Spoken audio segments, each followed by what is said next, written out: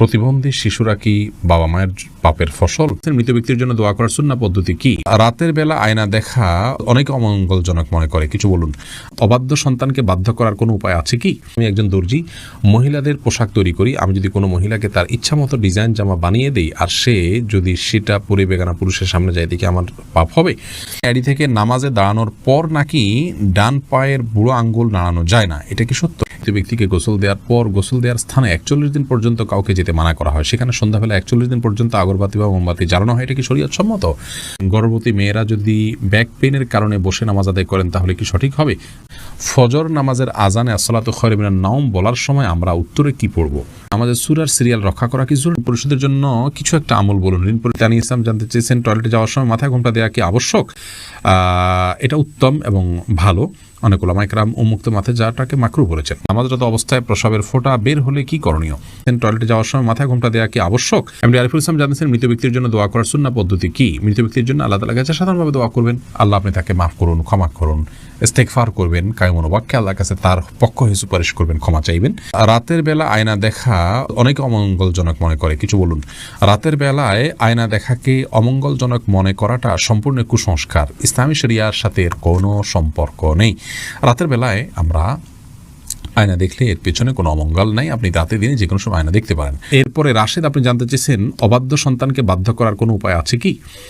অবাধ্য সন্তানকে বাধ্য করার জন্য ছোটবেলা থেকেই তার সাথে সেভাবে ইসলামিক যে আপনার ইসলামের যে নির্দেশনা আছে একজন প্যারেন্টসের জন্য, প্যারেন্টিংয়ের বিষয়ে, সেগুলোকে লক্ষ্য করা উচিত। তাকে সালাতের নির্দেশ দেওয়া, নিজের সালাতে অভ্যস্ত করা, ভালো পরিবেশ দেওয়া, এগুলো না করে এরপরে বড় হওয়ার পরে অলৌকিক কোনো পদ্ধতিতে তাকে আপনি বাধ্য করে ফেলবেন, এরকম কোনো সুযোগ নেই। তারপরেও আপনি তাকে সৎসঙ্গ দিলেন, নেককারদের সোহবতে নিলেন এবং তার জন্য আল্লাহর কাছে মনে প্রাণে দোয়া করলেন, আবার দোয়া সন্তানের জন্য কবুল হয়। এইরকম বিভিন্ন উদ্যোগের মাধ্যমে আপনি তাকে সৎপথে আনতে পারেন, বাধ্য করতে পারেন। আব্দুর রহমান জানতে চেয়েছেন, আমি একজন দর্জি, মহিলাদের পোশাক তৈরি করি। আমি যদি কোনো মহিলাকে তার ইচ্ছা মতো ডিজাইন জামা বানিয়ে দেই আর সে যদি সেটা পরে বেগানা পুরুষের সামনে যায়, দেখে আমার পাপ হবে? যদি এমন হয় যে পোশাকটা বানানোই হচ্ছে পাপের কাজের জন্য, আপনি জানেন, তাহলে সেক্ষেত্রে তাকে সহায়তা হবে তার সেটা তৈরি করে দিলে। সেজন্য এটি তৈরি করার ক্ষেত্রে আপনি ডিনাই করা উচিত, এতটুকু এখতিয়ার অধিকার আপনার থাকা উচিত এবং ইমানি গায়রত যেটাকে বলে, ইমানি আত্মসম্মান বোধ, সেটা আপনার থাকা উচিত। আর যদি এই লেভেলের সমস্যা না হয়, বরং এটা তিনি বাসায় পড়তে পারেন, তার স্বামীর সামনে পড়তে পারেন, বাহিরে পড়তে পারেন, কি করবেন আপনি জানেন না, তাহলে আপনি খুঁচিয়ে খুঁচিয়ে তাকে জিজ্ঞেস করার কোনো প্রয়োজন নেই এবং এর কারণে আপনার গুনাহ হবে না। তিনি যদি এটাকে অন্যায় কাজে ব্যবহার করেন, ইনশাআল্লাহ আপনার গুনাহ হবে না। আশরাফুল হক শুভ আপনি জানতে চেয়েছেন, আমাদের দেশে সচরাচর দেখা যায় মৃত ব্যক্তিকে গোসল দেওয়ার পর গোসল দেওয়ার স্থানে 41 দিন পর্যন্ত কাউকে যেতে মানা করা হয়, সেখানে সন্ধ্যাবেলা 41 দিন পর্যন্ত আগরবাতি বা মোমবাতি জ্বালানো হয়, এটা কি শরীয়ত সম্মত? কোনো জায়গায় মৃত ব্যক্তিকে গোসল দেওয়া হলে সেখানে এই প্রথাটি আমাদের সমাজে অনেক ক্ষেত্রেই প্রচলিত আছে যে আগরবাতি বা মোমবাতি ইত্যাদি সেখানে আপনার জ্বালানো হয় এবং সন্ধ্যাবেলা 41 দিন পর্যন্ত এই কাজটি করা হয়। কেউ সেখানে যেতে চাইলে নিষেধ করা হয়। এটি সম্পূর্ণ কুসংস্কার এবং এ ধরনের বিশ্বাসগুলো শিরকি বিশ্বাস, কুসংস্কারচ্ছন্ন বিশ্বাস। এর বেশিরভাগই এসছে হিন্দু সমাজ থেকে। একজন মুসলমানের এই সমস্ত কুসংস্কারকে বর্জন করা উচিত। যেখানে গোসল দেওয়া হবে সেই জায়গার বিশেষ কোনো বিধান নাই, সেটা অন্য 10টা জায়গার মতোই একটি জায়গা। খন্দকার ফয়সাল ইসলাম লিমন জানতে চেয়েছেন, গর্ভবতী মেয়েরা যদি ব্যাক পেইনের কারণে বসে নামাজ আদায় করেন তাহলে কি সঠিক হবে? জি, দাঁড়া যদি স্বাভাবিক নামাজ পড়তে গেলে ব্যাক পেইন হয় তাহলে সেটা এবং সেটা অসহনীয় হয়, কষ্টকর হয়, তো রিস্কি হয়, তার জন্য পড়ে যাওয়ার আশঙ্কা থাকে, তাহলে তিনি ইনশাআল্লাহ বসে সালাত আদায় করতে পারবেন। যদি দাঁড়াতে পারেন তাহলে দাঁড়ানো অংশটুকু দাঁড়ায় সালাত আদায় করবেন। এরপর রুকু সিজদা করাটা তার জন্য কষ্টকর হলে পরে বাকি অংশটা চেয়ারে বসে সালাত আদায় করবেন। আর যদি এটুকুও কষ্ট করে তাহলে পুরাটুকুই বসে সালাত আদায় করতে পারেন। মাহমুদুল হাসান ভুঁইয়া আপনি জানতে চেয়েছেন, ফজর নামাজের আজানে আসসালাতু খায়রুম মিনান নাওম বলার সময় আমরা উত্তরে কি পড়ব? এক্ষেত্রে জমহুর ফোকাহা বা বেশিরভাগ ইমামগণের মত হলো সদাকতা ও বারারতা। আসসালাতু খায়রুম মিনান নাওম মানে হলো সালাত বা নামাজ, এটা ঘুম থেকে উত্তম। এটি যখন মুয়াজ্জিন বলবেন তখন তাকে বলতে হয় সদাকতা অবারার্তা, অর্থাৎ হে মুয়াজ্জিন তুমি সত্য বলেছো এবং ভালো বলেছো, ভালো কাজ করেছো। এই কথা বেশিরভাগ ফোকাহা একরাম বা জমহুর ফোকাহা একরাম বলতে বলেছেন মুয়াজ্জিনের জবাবে এবং একটি রেওয়ায়েতে এটি এসছে, যদিও রেওয়ায়েতটা সনদকে অনেক মুহাদ্দিসগণ যঈফ বলেছেন। আর এই কারণে অন্য একদল উলামা একরাম বলেন যে আসসালাতু খায়রুম মিনান নাওম যখন বলবো আমরা, মুয়াজ্জিন যখন আসসালাতু খায়রুম মিনান নাওম বলবে, আমরাও আসসালাতু খায়রুম মিনান নাওম বলবো। এর কারণ হলো যে আসসালাতু খায়রুম মিনান নাওম এই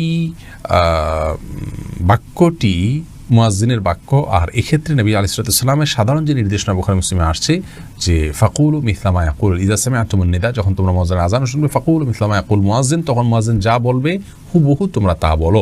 শুধুমাত্র হাইয়া আলাস সালাহ হাইয়া আল ফালাহর মধ্যে নবী আলাইহিস সালাম ওই হাদিসে লা হাওলা ওয়া কুওয়াতা ইল্লা বিল্লাহ বলতে বলেছেন। অতএব দুইটা বাদে বাকি সবগুলোতেই ওই হাদিসের সাধারণ যে নির্দেশনা সেটা অনুযায়ী আসসালাতু খায়রুন নাম শুনলে আসসালাতু খায়রুন নাম অর্থাৎ হুবহু এটা অনুকরণ করার নির্দেশনা দিয়ে থাকেন।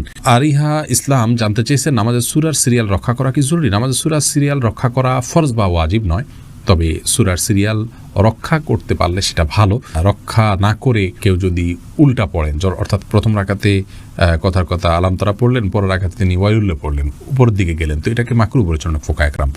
কোরআন আলো এর দিকে জানতে চেয়েছেন ঋণ পরিশোধের জন্য কিছু একটা আমল বলুন। ঋণ পরিশোধের জন্য সবচেয়ে বড় আমল হলো আল্লাহ তাআলার কাছে সাধারণভাবে দোয়া করবেন, চাইবেন, প্রার্থনা করবেন এবং আপনি সর্বোচ্চ চেষ্টা চালাবেন ঋণ পরিশোধের জন্য। আমাদের অনেক ভাইরা আছেন নিজের জমি আছে, স্থাবর অস্থাবর অনেক মূল্যবান সম্পদ আছে, সেগুলো দিয়ে ঋণ পরিশোধ করতে চান না। তিনি চান যে ঋণ পরিশোধের জন্য তার সাধারণ উপার্জন থেকে অনেক টাকা হয়ে যাক, অলৌকিকভাবে চলে আসুক, আর তিনি সেটা দিয়ে ঋণ পরিশোধ করে দিবেন। এটা সম্পূর্ণ ভুল একটা পদ্ধতি। আপনার ঋণ পরিশোধ করাটা আপনার জন্য ফরজ, এটা বান্দার হক। অতএব আপনার জমি থাকলে, সম্পদ থাকলে এগুলো বিক্রি করে আপনি ঋণ পরিশোধ করবেন এবং সেগুলো বিক্রি করার অপশন থাকলে বিক্রি করবেন।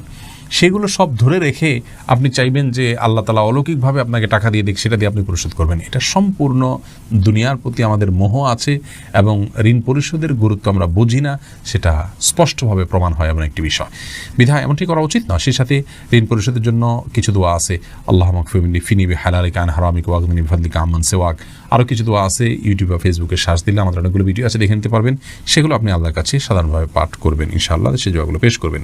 সালাহুদ্দিন জানতে চেয়েছেন নামাজরত অবস্থায় প্রস্রাবের ফোঁটা বের হলে কি করণীয়?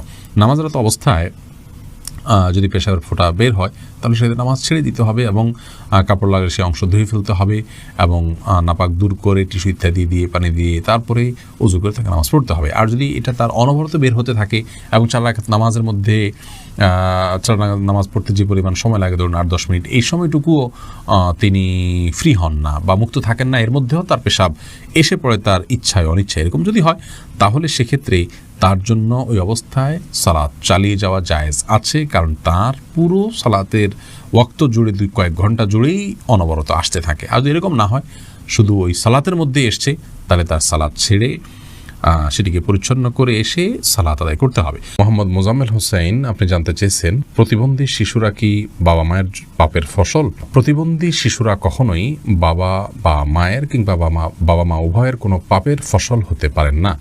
আল্লাহ রাব্বুল আলামিনের অমোঘ বিধান হলো একজনের পাপের প্রায়শ্চিত্ত আরেকজনকে করতে হয় না, একজনের পাপের বোঝা আল্লাহ রাব্বুল আলামিন আরেকজনের উপরে চাপান না। বাবা মা যদি পাপ করে থাকেন তো তাদের পাপ তাদেরকে পাবে, তাদের পাপের কারণে সন্তান প্রতিবন্ধী হবে এমন কোনো কথা ইসলামী শরীয়ত অ্যালাউ করেন। এটা সম্পূর্ণ ভুল এবং কুসংস্কারাচ্ছন্ন একটি বিশ্বাস। এই বিশ্বাস থেকে আমাদেরকে বেরিয়ে আসতে হবে যদি কারোর মধ্যে বিশ্বাস থাকে। বরং প্রতিবন্ধী শিশু, এই শিশু আল্লাহ তাআলার পক্ষ থেকে মা বাবার জন্য অনেক বড় পরীক্ষার বিষয়। তারা যদি এটিকে সবরের সাথে, ধৈর্যের সাথে প্রতিপালন করেন তাহলে ইনশাআল্লাহ বেদিন আল্লাহর কাছে তারা মহা পুরস্কার পাবেন। এ বিষয়ে আমরা মুসনাদ আহমদের একটি হাদিস পাই, তিরমিজির একটি হাদিস পাই। নবী সাল্লাল্লাহু আলাইহি ওয়াসাল্লাম বলেছেন যে একজন ঈমানদারের নিজের প্রতি আল্লাহ তাআলা তাকে পরীক্ষা ফেলেন, তার মধ্যে বিপদ দেন তার শরীরের মধ্যে, অর্থাৎ রোগবালাই দিয়ে। আবার কখনো তার সন্তানকে দিয়ে তাকে আল্লাহ তাআলা পরীক্ষা করেন। আবার কখনো সম্পদের মধ্যে কোনো প্রকার ক্ষয়ক্ষতি দিয়ে আল্লাহ তাআলা পরীক্ষা করেন। হাদিস থেকে বোঝা যায় যে সন্তানের মধ্যে কোনো প্রকার ক্ষয়ক্ষতি হওয়া, সন্তান বিকলাঙ্গ হওয়া কিংবা প্রতিবন্ধী হওয়া, এগুলো সবগুলো আল্লাহ তাআলার পক্ষ থেকে পরীক্ষা। আর এই পরীক্ষা যদি কেউ সবর করতে পারেন এবং আল্লাহ তাআলার এই পরীক্ষায় উত্তীর্ণ হওয়ার চেষ্টা করেন, আল্লাহর সিদ্ধান্তকে মেনে নেন এবং এই কষ্টকে সহ্য করেন আল্লাহ তাআলার ফয়সালার প্রতি সন্তুষ্টির কারণে, তাহলে আল্লাহ রাব্বুল আলামিনের সাথে এই ব্যক্তি সাক্ষাৎ করবে কিয়ামতের ময়দানে এমত অবস্থায় যে তার কোনো গুনাহ থাকবে না। হাদিসটি তিরমিজিতে বর্ণিত হয়েছে। অন্য আরেকটি হাদিসে আসছে নবী সাল্লাল্লাহু আলাইহি ওয়াসাল্লাম বলেছেন ইন্না আইজামাল জাযাই মা আইজামিল ওয়ালা, নিশ্চয়ই আল্লাহ রাব্বুল আলামিনের পক্ষ থেকে পরীক্ষা যত বড় হবে তার জন্য পুরস্কারও তত বড় হবে। অতএব কোনো বাবা মা যদি প্রতিবন্ধী সন্তান জন্ম দেন তাহলে তাদের জন্য এটি অনেক বড় পরীক্ষা, তাদের প্রতিদান আল্লাহর পক্ষ থেকে অনেক বড় হবে ইনশাআল্লাহ বিদিনা, যদি তারা সবর করতে পারেন। মুসনাদ আহমদের এক বর্ণনায় এসছে যে নবী সাল্লাল্লাহু আলাইহি ওয়াসাল্লাম বলেছেন কোনো ব্যক্তি যখন অসুস্থ হয়, রুগ্ন হয় বা তার শরীরে কোনো ত্রুটি থাকে, কোনো প্রকার প্রতিবন্ধকতা থাকে, তখন আল্লাহ রাব্বুল আলামিন ফেরেশতাদেরকে বলেন যে আমার বান্দা যতটুকু আমল করতে পারে এই তার প্রতিবন্ধকতা নিয়ে সেটুকু তোমরা লিপিবদ্ধ করো তার জন্য। এরপরে তাকে যদি আমি সুস্থতা দিয়ে দেই তাহলে তো যেটুকু তার অসুস্থতা ছিল, প্রতিবন্ধকতা ছিল, সেগুলো থেকে এটি কাফারা হয়ে গেল এই কষ্ট সহ্য করার কারণে। তার কোনো গুনাহ, ভুল, ত্রুটি, বিচ্যুতি ইত্যাদি থাকলে সেগুলো আল্লাহ কাফারা দিয়ে দিবেন। আর যদি সেই ব্যক্তি অবস্থায় মৃত্যুবরণ করে তবু আল্লাহ তাআলা তার প্রতি অনুগ্রহ করবেন, রহমত করবেন এবং তাকে মাগফিরাত নসিব করবেন। অতএব বিকলাঙ্গ হওয়া এটা কোনো দোষের বিষয় নয়। আর সন্তান বিকলাঙ্গ হলে সেটা বাবা মার পাপের ফসল, এই কথাটি মূর্খতা সুলভ কথা। এর সাথে কোরআন হাদিসের কোনো সম্পর্ক